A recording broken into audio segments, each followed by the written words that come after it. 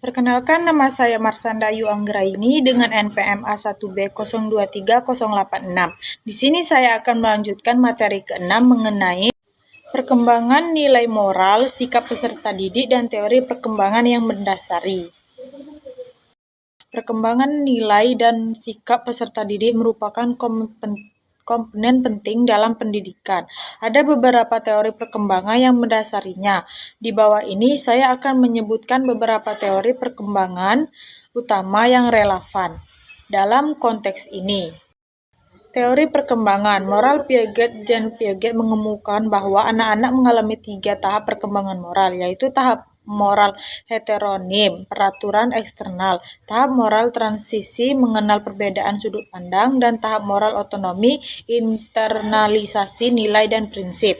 Teori perkembangan moral Kohlberg, Lawrence Kohlberg membagikan perkembangan moral menjadi 6 tahap yang terdiri dari 3 tingkat: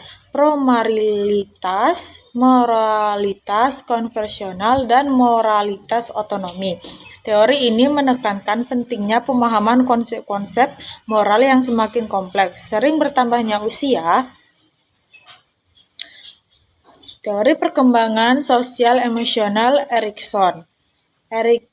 Erikson menghubungkan perkembangan moral dengan perkembangan sosial emosional. Ia mengemukakan bahwa individu melalui serangkaian tahap perkembangan, termasuk tahap konflik antara keseragaman dan disintegrasi moral.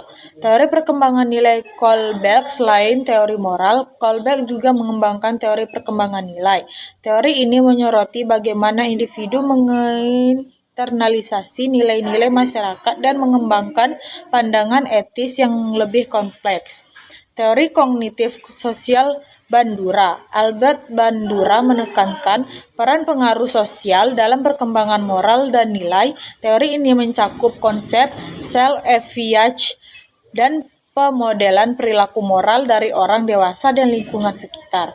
Teori identitas dan peran. Sosial Mercier James Mercier mengembangkan teori perkembangan identitas yang juga relevan dalam konteks ini, dan sikap identitas individu dan peran sosialnya dapat mempengaruhi nilai dan sikap yang mereka pegang.